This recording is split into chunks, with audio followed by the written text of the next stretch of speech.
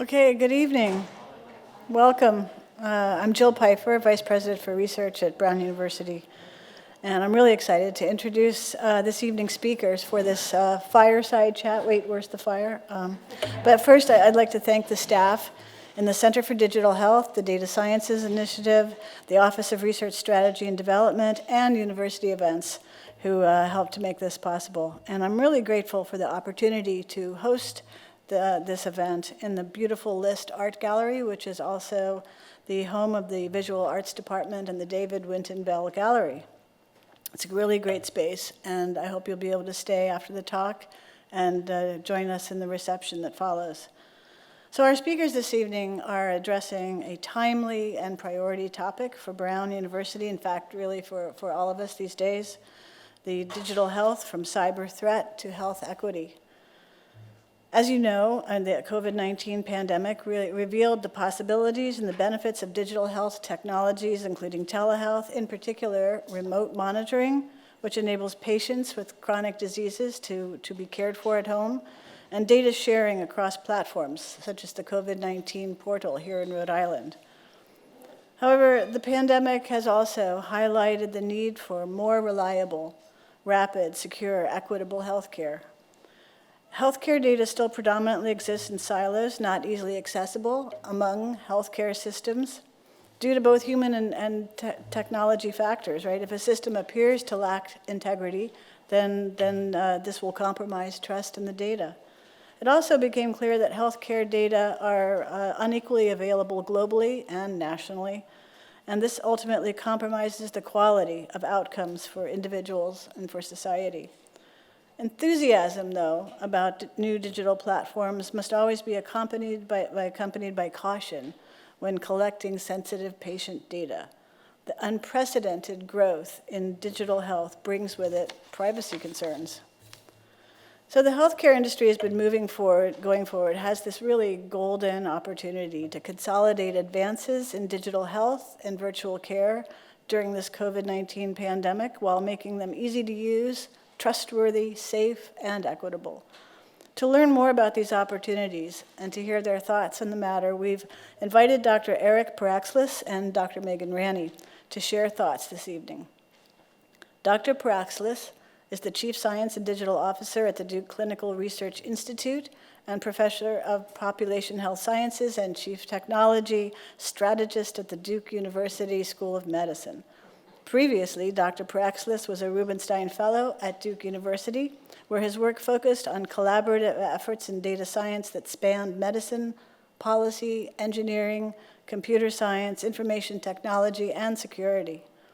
Prior to Duke, Erik served as Chief Scientific Advisor at Deriving, lecturer in the Department of Biomedical Informatics at Harvard Medical School, and Strategic Innovation Advisor to Médecins Sans Frontières, as well as in roles with the U.S. Food and Drug Administration, Johnson & Johnson Pharmaceuticals, and Arcool Incorporated.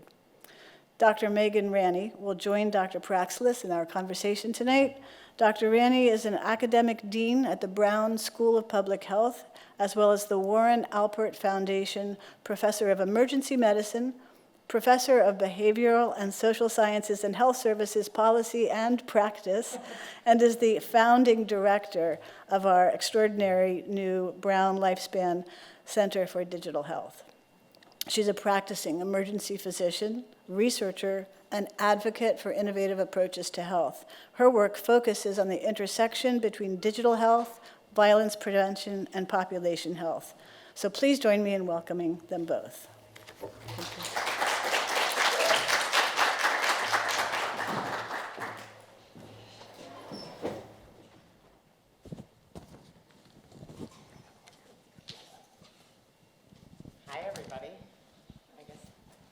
Is this on? These Can you are on? hear? Yeah. Okay.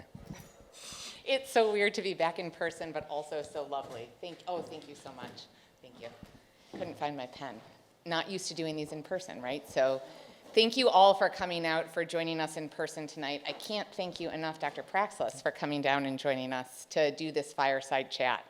It is truly wonderful to see you in person. So Erik and I met during COVID has spent countless hours on email, on Zoom, and on the phone over the past 2 years, but had actually never met in person until about 10 minutes ago.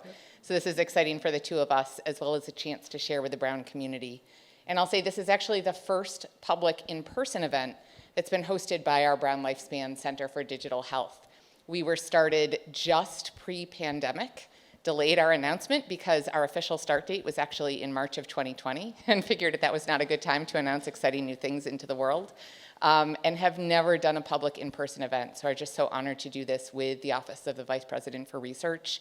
They have been tremendous partners in the journey, and we're excited to bring this to all of you. But most of all, I'm excited to talk to Erik tonight. I got to know him through mutual friends, given our mutual interest in data science and in data as both an equity and health issue. And I have been continually impressed. Every single time I talk to him, I learn new things. I think of new frameworks for the world. And I'm excited to get to have an hour chatting and learning more. Thank you. Thanks so much. Sure. So I'm going to start with a question that probably our students in the audience are deeply curious about, which is how does someone with a PhD in chemical and biochemical engineering end up as Chief Science and Digital Officer at a clinical research institute? I'd love to hear a little bit about that career path and how you got from there to here. Sure. So the part of it that's bad judgment aside, it starts off. So I've always worked at putting technology into the clinic, whether it's research, whether it's a hospital. In 1985, I was 19, and I got an internship at Newton Wellesley Hospital west of Boston in the engineering department.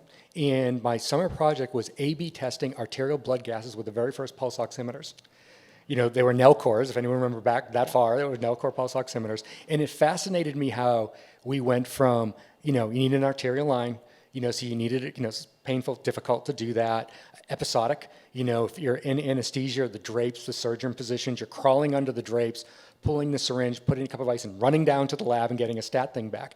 And then there was this clip that you put on somebody's finger that was give you a tone to sat, and it would beep with heart rate. And the interesting part here is it actually isn't a better measurement. It gave you less data. It didn't give you partial pressures. It didn't give you actual pH, but it gave this new measure that was more convenient for an anesthesiologist to do it. And 37 years later, I'm still putting technology in a clinic. And with Duke, really the switch to hybrid during COVID, as well as to digital, which we're doing more hybrid trials. And by hybrid trials, I mean you don't always have to come to the doctor. Sometimes it's at home. Or you're wearing sensors or monitors, and so you don't have to have as many ECGs or something like that. The task was that. The only other thing I'll say is I've always been a fixer or a builder. And so I'll do this while I'm building something. Yeah. I'm going to have to ask you what you're building. The building is actually a digital health institute, a practice. For DCRI, so DCRI is the largest academic research organization. So you may have heard of a CRO, a contract, or commercial. And ARO means we only do things where we're the PIs. So it's very faculty driven. And there was just a lot of modernization. Rob Califf actually brought me to Duke to be on his SAB when he left we weren't at the FDA at the same time together, and then data science, and then into this, and just this real thought that more and more of both the government trials and the industry trials, they just need this competency. It's really being asked for, and so I'm basically building that in.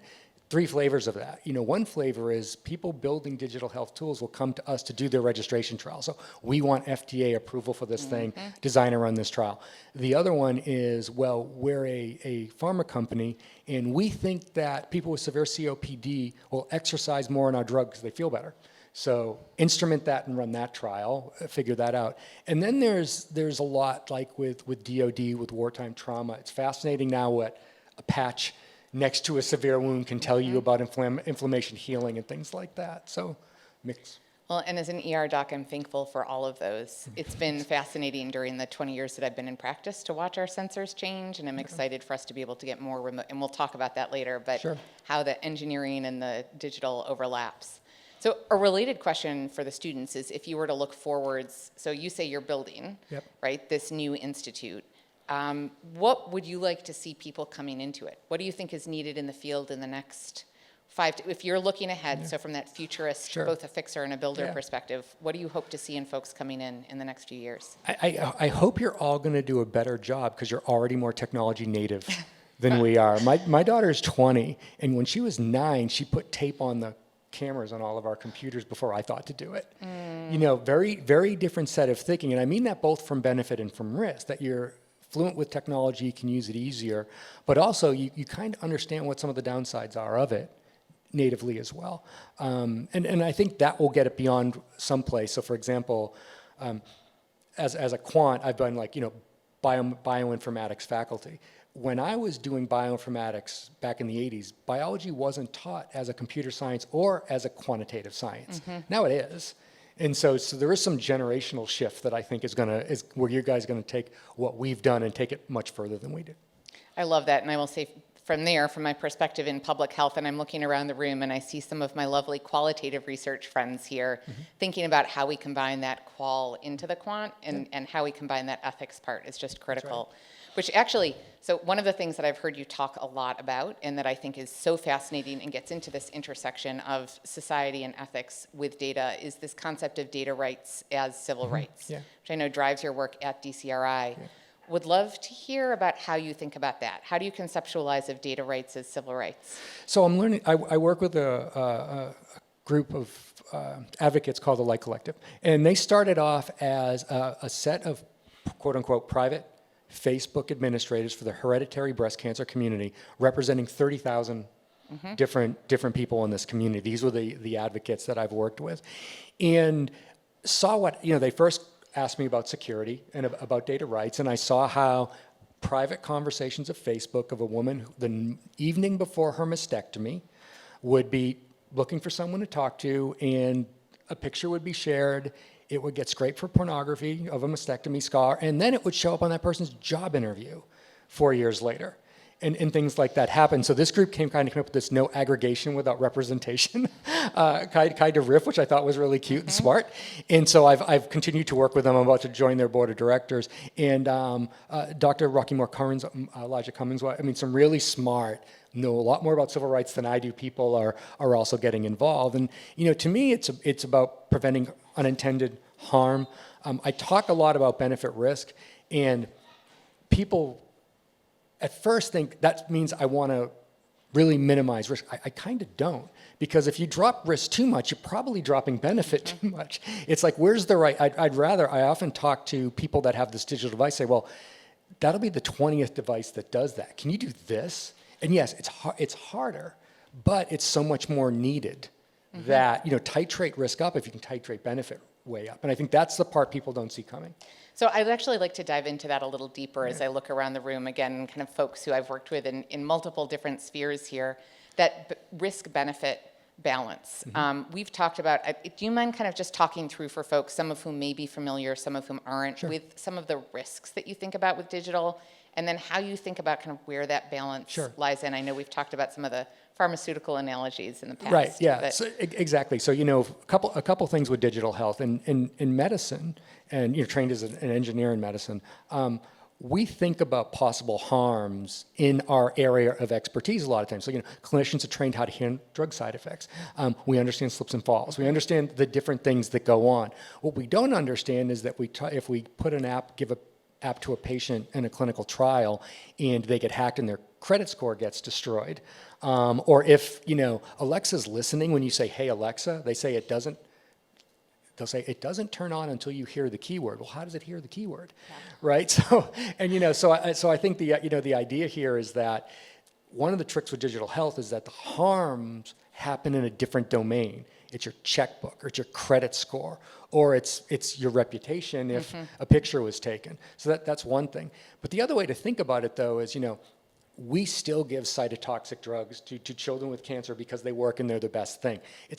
We know what those bad side effects are, but we also know how bad that disease is, right? So the idea of titrating these things up, but it's differential. If you're a young, well-employed person that just was diagnosed with MS, and you realize that with this certain device, every 12 steps I take is a 12-step test, and that my doctor's willing to titrate the dose of my drug or something like that, and I've got a good job and a good credit history, and I happen to be able to afford LifeLock and all this stuff, that's a different thing. If you're now a recently returned warfighter that doesn't have good credit, has the cheapest cell phone they can find or something like that, and they ask you to sign up for an intervention through a digital therapeutic, like a video game for depression, and that may be a lot more risk on that person of something going wrong with that.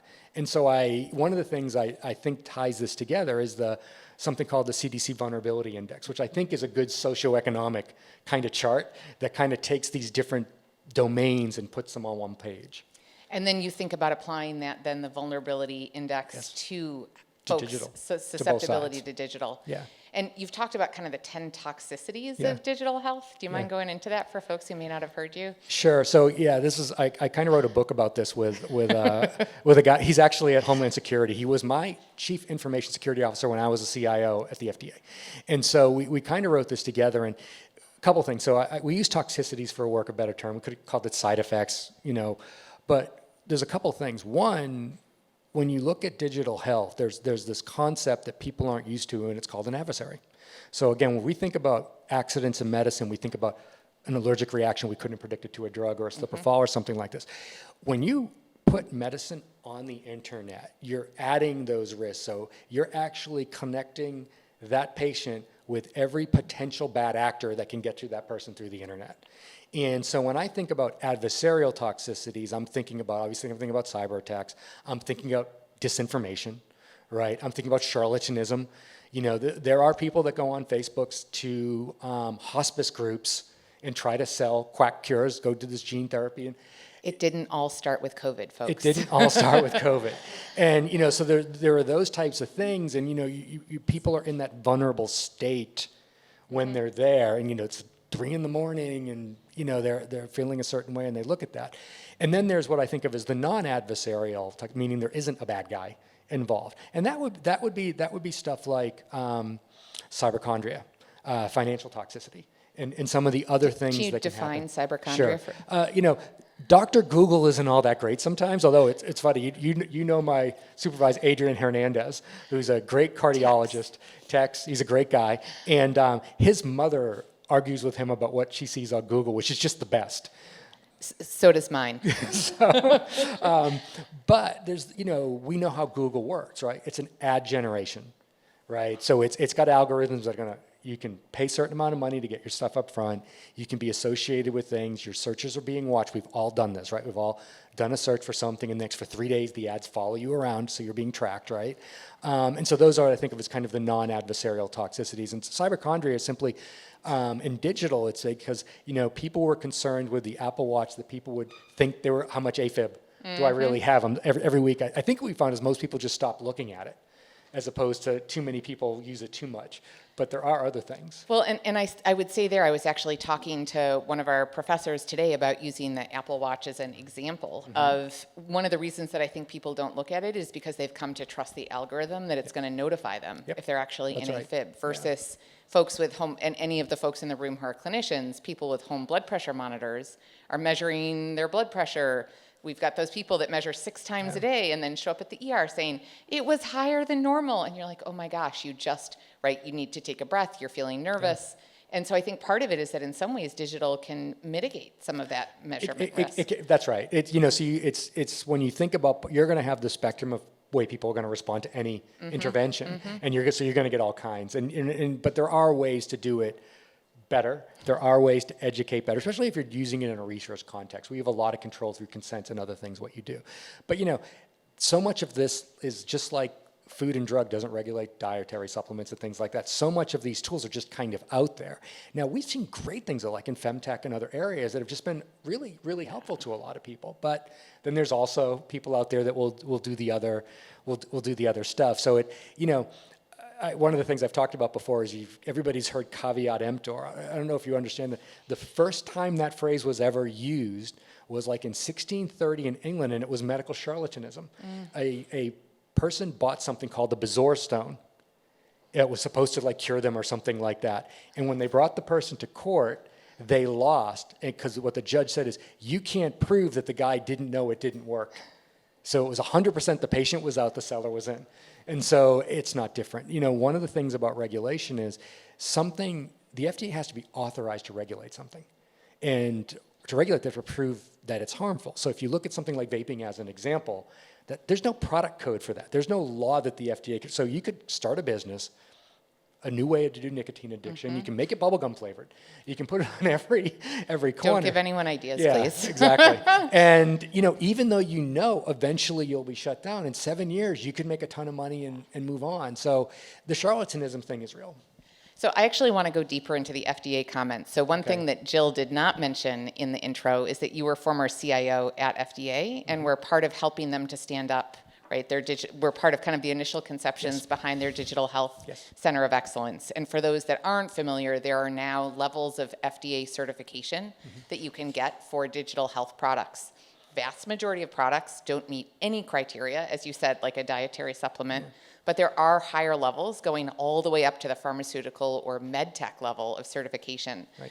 I would love to think about kind of those benefits and risks of FDA approval. For those that are startup founders in the audience, and I'm looking around and seeing a couple, what would make you, from your perspective, what would make it worthwhile to go through FDA approval? What are the benefits? And then on the other side, what are the risks for a digital health company of going for that FDA seal? Yeah, it happens. So it's a great question, and it's actually one you can't directly answer. You just got to kind of use it because there's so many situations. I think that if you have a better diagnostic or a better treatment or an alternative treatment that has an existing payment and diagnostic codes and whatnot, you're really better going for the real label for that. But if you look at it today, you look at something like, so for example, there are different devices. People have heard of things like Noom. Now people are taking like a continuous glucose monitor and a behavioral app for weight loss. Probably the most successful digital weight loss thing is MyFitnessPal, which doesn't have a label. It's a wellness product, so it's not even on there.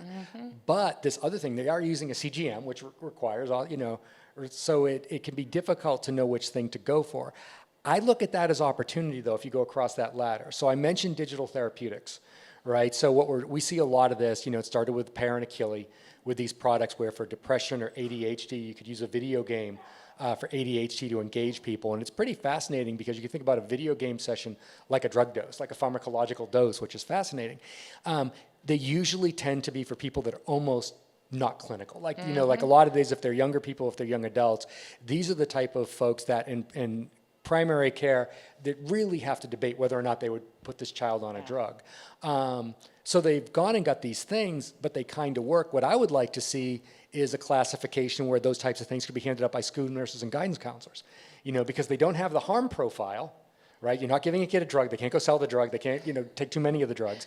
They can't do those things. And if it's really just a 5-week video game and then it auto-deletes off your phone, if the risk is low, can we bring the benefit up by making it more generally available?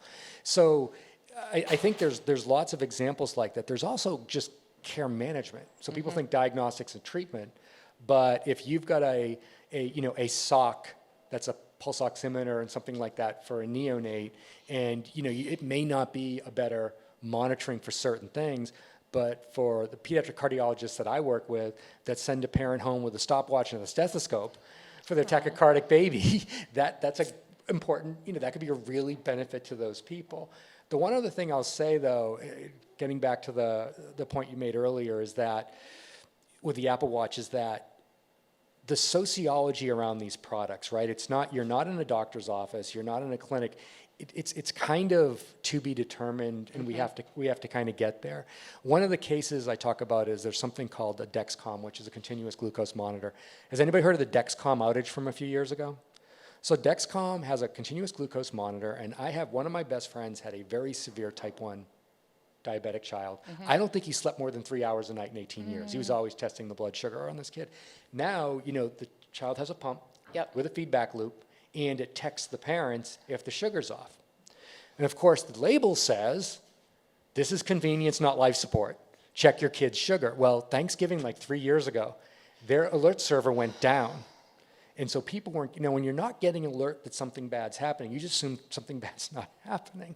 And so this company got pilloried in the press with Appropriately. this. Yeah, but at the same time, they didn't know their server was down, and they're saying, well, we told you not to use it that way. And so it's like, okay, but you kind of sold this thing as convenience.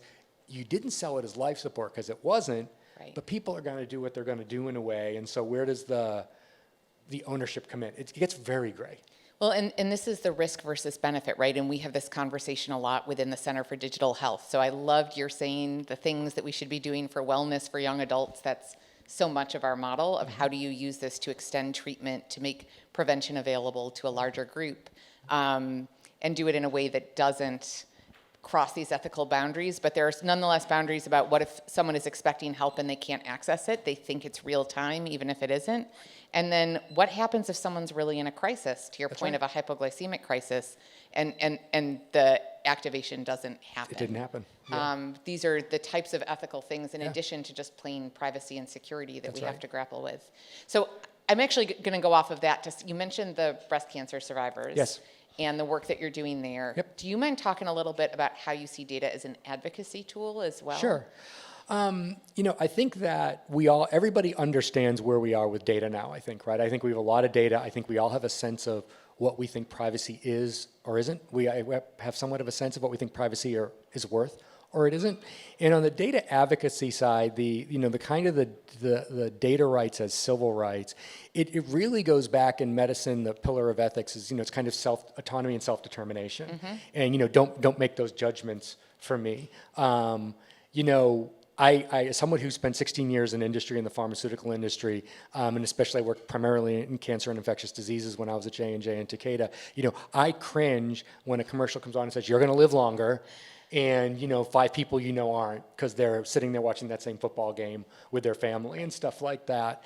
And they don't want to be characterized like that in their computer screen. Right. Sometimes they just don't want to. They want to have 10 minutes without thinking about their cancer.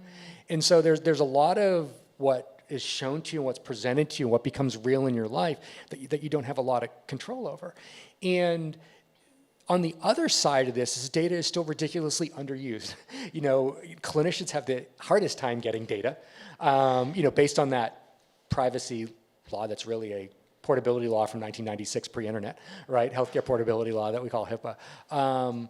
It's, HIPAA, not HIPPA. Yes. Yeah. And so it's it's different when people think about themselves and their data. And it's really fascinating because people will say, well, privacy's dead, I don't worry about privacy, or they're really focused on it.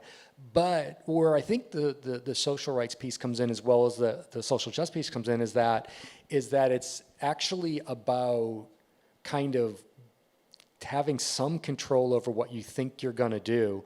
And really, it's about non-discrimination. It's about, it's interesting what the folks that did the Human Genome did, right? And it's far from perfect, but the Genetic Information Non-Discrimination Act, people think it's a non-discrimination act. It says you can't withhold employment and you can't withhold insurance and stuff like that. So I think we need more of that on the data side. Not, because ambient privacy, I think it's always going to be something that's a tug of war. But I think if we can actually codify what bad really looks like, what people shouldn't be doing, and make a few examples when it happens, I think it will straighten things out. Because the last thing I would say is I don't think we're even close to touching the surface of what we can do with consented data. I think there's so many people that want to participate in healthcare that would happily, if they could trust you, that would share. And it's just a shame that we don't allow some of that. We don't allow just jump on Snapchat or, the type of stuff that can go on. And I'm a cyber guy, so. So how do we get there? So it's a question that I know, again, a number of us in the room have had conversations about around these questions about how do we either get access to sharing data between electronic health, between different systems, the ability to collect data and use data that maybe have been collected as part of regular clinical care without consent, and access to many of those other sources of data. And I'll say during COVID, one of the sources of data that I used was looking at open table reservations. You can actually predict as a surge is getting worse, restaurant reservations start going down even before there are mask mandates in place. So how do you see us kind of moving that needle to consent, to the right to participate, to the right to share data? I think it does go to take some structural work. Like, for example, I think, I was recently asked to join the All of Us IRB. And I think we So need... can you tell folks what All Sure. of Us is? All of Us is the large NIH, it's the Healthy Normal Study. It's hundreds of thousands of people. NIH typically has never paid anyone to study healthy people. And when we were doing genomics in the early 2000s, we didn't know what normal looked like in a lot of the population for things we thought were like cancer-causing genes. We didn't have that data. So All of Us is a voluntary program, hundreds of thousands of people from across the country, everything from surveys to they're wearing Fitbits and they're giving data and genomics data and whatnot. So I think we have to kind of modernize what an IRB looks like to include some of these disciplines. And some places are voluntarily, some places aren't doing that. And I think there's a little flow down from that. We need investigators that have the questions. And get them, and because it really is the question that makes the use case at the end of the day. Why is this like that? So can we get folks to get these grants, get them funded? Industry is actually far more open to taking risk and doing some of this type of stuff, as is the FDA. I mean, I think it's very interesting that people think that, well, the FDA is so focused on safety and pushing in, because I can tell you, I was there, and half the people were mad at me because I was pro-industry, and half the people were mad at me because I was anti-industry, and I was neither of those things. It's how you know when you're doing it right. Yeah, exactly. Maybe. But I do think there's opportunity. I also just think we need more kind of good actors doing really cool stuff. Because magnetism helps a little bit. We see, there was a great, I think the HBO guy did a great thing this week on data brokers. I haven't seen it yet. I forget what his name is. But one of the talk show people that's on every night at HBO apparently did a great thing on data brokers. Because every one of these patients was texting me about it, and I haven't seen it yet. Oh, I'm going to have to look for it. I actually don't have an HBO subscription, so you're giving a thumbs up. We'll have to get the name and... Exactly what he's talking about. Yeah. I literally watched it this afternoon. Yeah. Awesome. I heard We all it have was- some homework to do. Yeah, I heard it was outstanding, yeah. I love that, and God, I'm going in like 3 different directions. So one of the things, as you're talking about, is also the equity of consent, and I know that's actually been a really big emphasis of all of us. Many of us have also had conversations about equity of access to not just, you talked about the inequity in risk, but there's also inequities in access to the benefit, whether it's because of differential, folks who live in rural areas or in certain urban areas are less likely to have broadband. We all have smartphones, but most of us don't have, or many don't have wearables. Yeah. So how do you think about that issue playing in? Well, to me, unfortunately, it just stacks inequity on inequity, because I think if you look at the socioeconomic factors, most people can't afford the most secure smartphone, which is an iPhone. My 76-year-old mother's not spending $1,200 on one. I guarantee you, right? And I can tell you, no one in Africa is either, right? And and nobody in most of the country is going to do it. So all the great stuff with Apple Health Kit, which was great stuff, I worked on some of it, but the Android community, can't get it together. So what we're seeing kind of silos built on these silos, and so I think not having access to the internet. Having a lower cost device, not being able to afford antivirus, right? You just start to stack these things on, and you see, if you look at cybercrime statistics, it's everything you think it's going to be. It's everything that, if you're a BIPOC female or something like that, the odds of you getting certain types of text messages, it's really high. And so, because people kind of know this, most cyber criminals are criminals. So, they don't go to the house with the guard dog and the sign and the ADT sign. The radio's on, nobody's home, and the back door's open. I'm going to go there. And so we've set up this disparity, hardware, software, access. People can only use public Wi-Fi. People that look me up will say, I actually was quoted in Consumer Reports like 2014 saying using Wi-Fi in Starbucks is like getting in a bathtub with everybody in there. In that Starbucks. They printed it. I know, and they printed it. I'm like, okay, fine. It was like Easter of 2014. But you kind of are. You're kind of jumping in like that. So I do think that what we've seen about getting better, safer broadband out, I wish we could go parts of Asia and just kind of make it like the roads. It's just kind of there. And, there are really secure and inexpensive devices. A part of this is just that we just have to act. I mentioned about that veteran, whether they would be a good candidate for a certain thing like that. Why don't they get a year of LifeLock? Why don't they get consumer credit counseling? Right? These aren't expensive things that we could act just like you would get an ECG for QT interval, Like if a drug might cause an arrhythmia, we're going to watch that. Why aren't we monitoring credit for people that are in these things? And it's not expensive. Right. So I think there are actions, but there's this, and this is where I start to get kind of my family, my redneck up, I'm going to say. I'm from the Irish Riviera of south of Boston. And that's where, I've been in these conversations where I'll say, well, why don't you offer credit counseling? So, well, because our de-identification is perfect. Well, if it's perfect, why aren't you offer? Because it's perfect.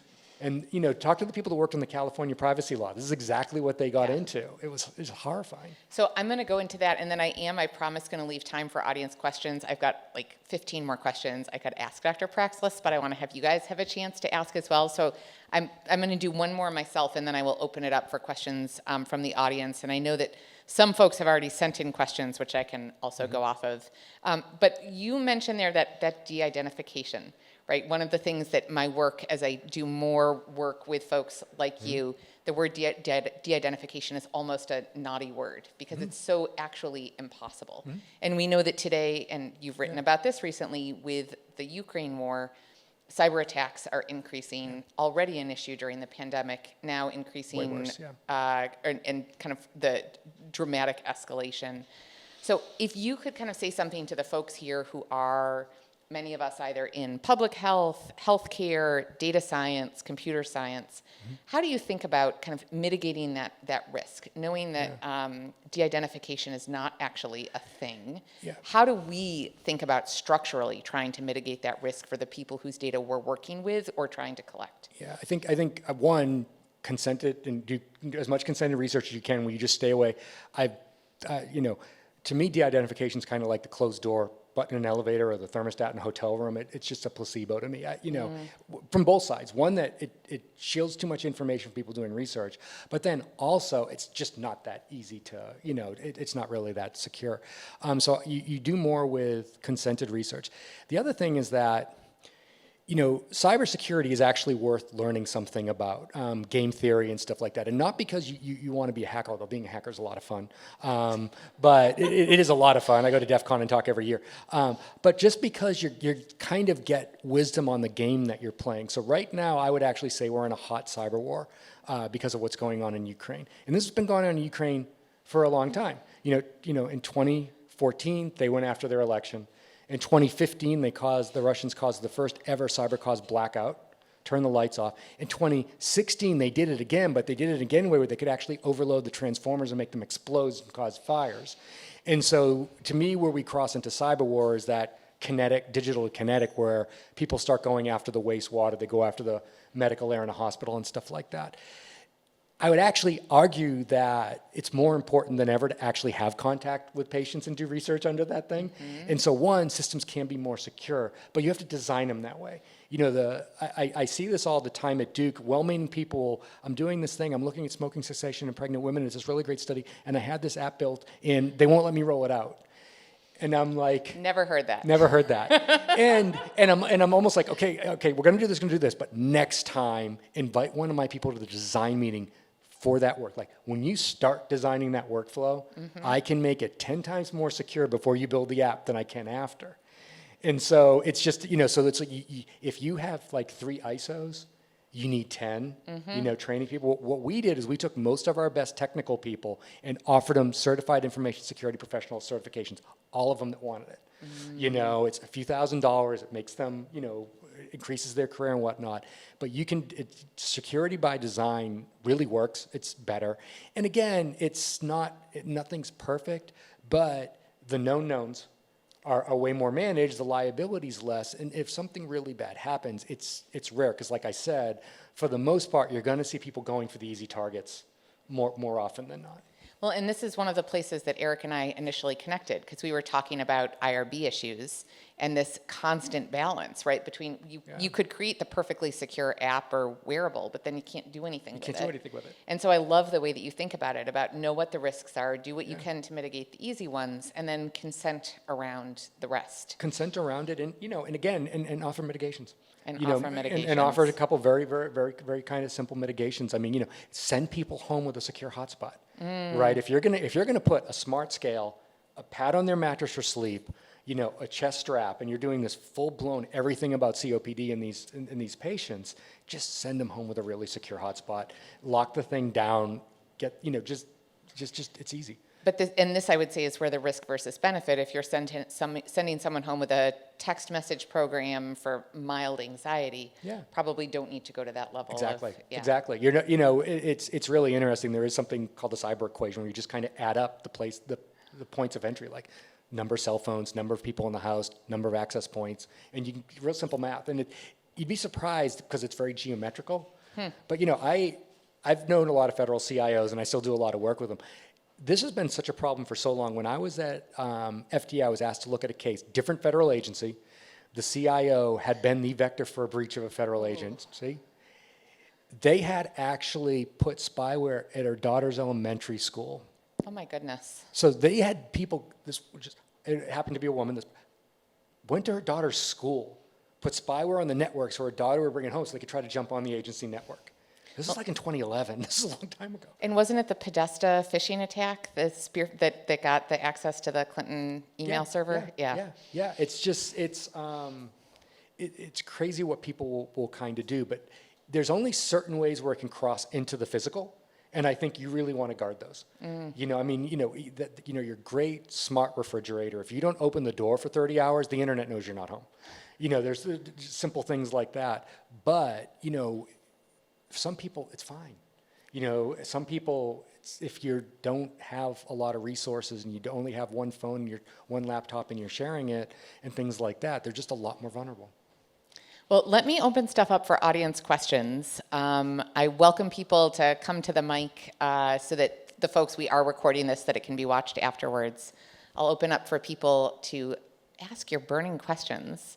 Give folks a second to overcome the hesitation of being back in person for those. I know all of us who are teachers here have been teaching in person for semesters, but it's still fun to be in a public space together.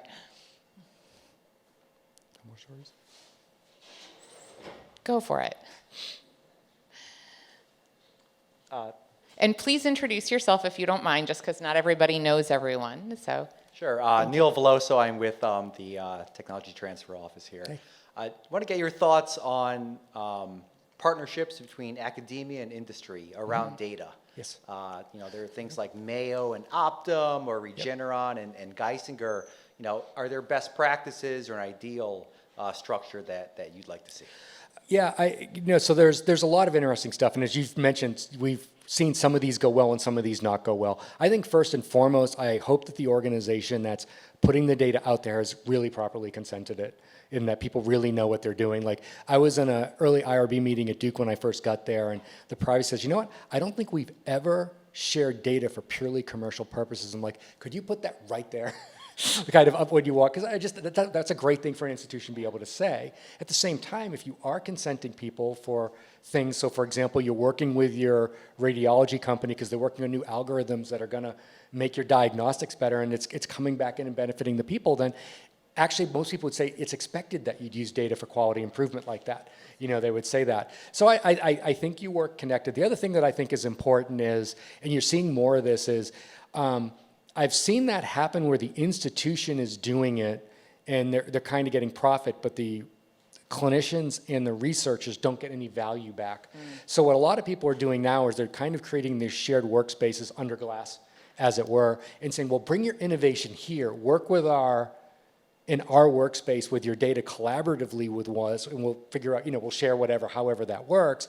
And then I think it makes it a little bit easier for the medical staff and the research staff to just feel like they're not just selling the data like it's effluent. Like I really cringe at the whole data as exhaust thing, because it's not. It's people's lives, So I do think there are best practices with that. The other thing is also, really know the technology that you're working with.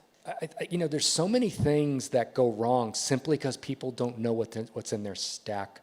With this group, we recently had a paper that was picked up by Wired a few months ago, where we've actually brought some of these breast cancer advocates to DEF CON and trained them up as hackers that had background. So what they did was they went on a bunch of sites like Color Genomics and Citizen Vitae, and they signed up to get information, and they checked no to everything. Like you can't do the most prohibitive thing they done. And then they went and used Privacy Badger and some of those things and were able to pull all their data right out of it. And so that, Wired did this piece on that. But what was fascinating is we did that the right way, meaning there's something called US CERT, which is kind of where you report a vulnerability. There's a whole industry where people will just try to hack your stuff and tell you what's missing. And Apple pays $100,000 bounties if you can find bugs with their stuff. And so there's a clearinghouse for these things where they make sure it's real. So we went to US CERT. Half the companies we looked at immediately stopped advertising on Facebook. The other half immediately started arguing, saying it wasn't true. And I say, well, half thought it was a feature and half thought it was a bug. But what I honestly thought, with the people that stopped, they simply didn't know it was possible. And there's a lot of middleware involved. There can be lots of technologies that get put in that are exfilling data. You didn't even know it's doing it. So that's why I'm saying, really, the number of times I've been asked to look at a system, and people have said, well, can anybody put their keys on this and start looking at tables for me, or can I get access to do it? And forensics never lies. You'll find out very quickly what the system's really doing. But you know what? Look at the Not Pet You in the WannaCry attack. Yeah. What happened there was nuance, right? It was the dictation software that ended up with all the EHR and all these things. When he says nuance, he doesn't mean it was nuanced. He actually means the company. There's Nuance. a company called Nuance. Yeah. That, but with something like a huge cyber attack, hospitals use hundreds of applications. Yeah. They don't know which one, and it was dictation. Doctors were doing dictation. It wasn't making it into the record. And then, of course, that was kind of the springer. So really know the tech. And I know I said it 3 times. I wish I said it 10, because that's usually what I see, is that people simply don't know what their software is doing. And I think part of it that I feel like I've learned from working with you, Erik, is also to have humility, that there's always going to be new tech and new keys in that you don't even think of when you're first designing it, which is... Right. There's always something that, a use case that you didn't think of that could be brilliant or nefarious. Yeah. But the short version, and I'm going to get to your question, is don't avoid it, but just have consent and try to have someone who has some security background and take a look. just really look at it, really bang on it, because what you'll find, like I said, bring the benefit up. Yeah. Make it tight, make it clear, and then just start doing really important research, because that's what we need. And I love that. And I am going to get back to the patient issue also, because for those who have not read it, this article about the breast cancer survivors who hack their own data, I just think is such a lovely example of patient empowerment. But to you, your question. And again, please introduce yourself. Thank you. Yes, thank you so much for the interesting conversation. My name is Mohammed, and I'm a junior here at Brown. Yay. And I study computer science and public health.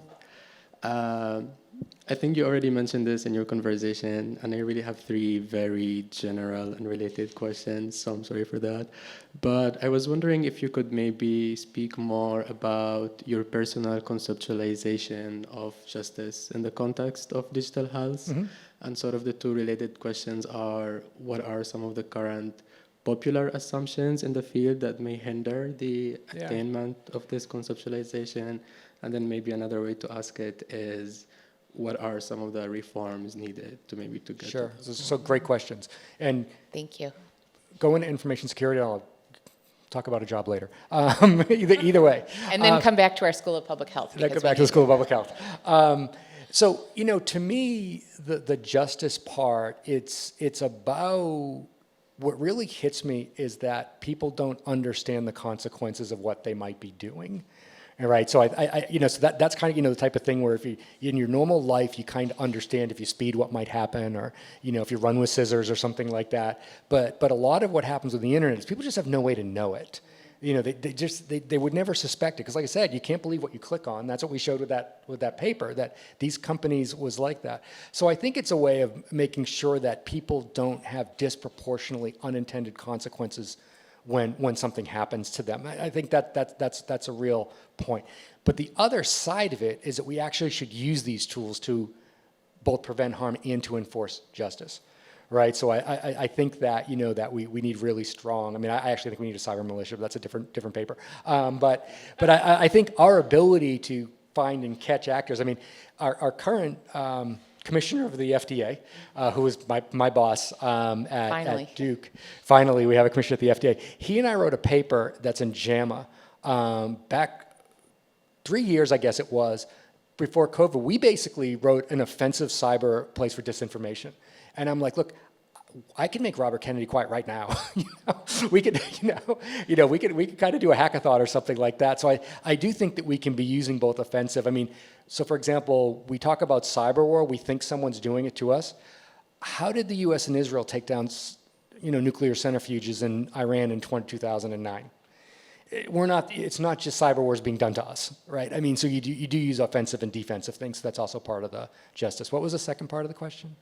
It was about assumptions, popular assumptions in the field. Yeah, so I guess the popular assumption in the field, it has to do with the fact that we've got these technologies. We've got software engineering in statistics, in medicine, and that haven't worked in ways that are now working very closely together. So I think the big thing is, like, if you look at and I can't quote it, but the slogan of MIT doesn't say do no harm, right? It talks about using technology and doing amazing things. My first summer in that hospital, they were putting in a surgical laser and they were using vocal cord polyps, and you get endotracheal tube fires. I was handed a roll of metal tape and ET tubes and told not to leave gaps. So I was terrified that I was going to make it. So I got this sense way back, this is 1985, way back then of if I make a mistake, someone's going to get hurt. And so I do think that we have to have a lot of humility around the fact that everybody thinks their product is, and they really mean it. They really think it's a better product, but they have no idea how it could go wrong. And one of the things I think we're like in digital, we need like CMO as a service. Yeah. For the tech sector, really smart CMOs that have that clinical intuition to say, that's great, do this instead, it's better, and this is why.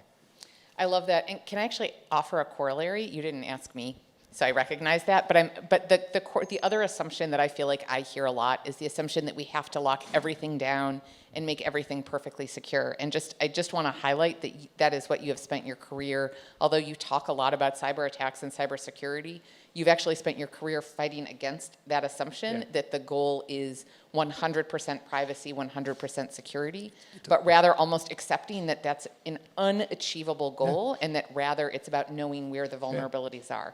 The same way as with any pharmaceutical, there is nothing that is harm-free. No. We just try to minimize it. And it becomes counterproductive. You actually now can't do things that people need to do, or you make it harder for people to do things. And then I can tell you as a CIO, then they just go off the reservation. At that point, they just start keeping the data under their desk, and they start texting, and it's like, I give them a permissible way to do it. Otherwise, because the alternative, you see this all the time, something really bad is exposed, and they'll say, well, I couldn't do this, this, and this, because there was no way for me to do it, so I just did it this way. And it's like, institutionally, we can't allow that. There's reasons and excuses. We can't allow that to be a reason. Thank you. Thank you. Yeah, thank you. I think we have time for one more question because we started just a couple of minutes late, and then we'll close up and we'll have lots of time for conversation over in the reception hall. No other questions in the audience. All right, so There's one. Oh, there is one. Good, good. Hi. Thank you. Hi, sorry. I'm Chloe Kim. I'm a freshman, probably studying public health and computational biology. Awesome. But I just had a quick question on policy and digital health. So given the increasing need for digital health, how do you see policymakers or the interaction between policy and digital health, given that a lot of maybe policymakers might have a lot of mistrust or Yeah, they do. I don't know, tension between that? So it's a great question. Thank you. So what I find works both as a researcher and a bit of as a regulator is, again, this benefit risk thing. Go for boundary conditions where there's no other way to do it. So for example, a couple of years ago, I was asked to consult on a trial of patients that had such severe Crohn's and ulcerative colitis that they wouldn't leave home to go to a trial. They had to be near a bathroom. They had no idea how many times they got up at night to go to the bathroom. One of these things is really good at telling how many times you got up at night and went to a bathroom. So digitally at home was the only way to run that trial. And so it was really compelling to everybody. It was compelling to the regulators, it was compelling to the patient groups and whatnot. So I always think of those boundary conditions. If people talk about data, if you look at real world evidence, the one place that the FDA has accepted not required a prospective trial is something like rare diseases where you just don't have enough patients to randomize. You can't run the trial. So think about, if you have a really good solution, think about those boundary conditions. If it's the only way to do it and it's a real problem, I guess maybe the last thing, I had this really strange experience when I had been at J&J for 5 or 6 years. We had this drug called Remicade, which is a very, very popular drug. We found out that there was a rare but true signal certain kids would get hepatic and splenic tumors. Not fatal, they were treatable, but they would get it. So we found it in our data, we called the FDA and told them we wanted a black box. They called a meeting with us and they argued against it. And they said, we don't want to put the warning. I'm like, well, you're the FDA, you want to? And they said, no. They said, there's no other drug. It's such a huge unmet need. We don't want to inhibit the use of this.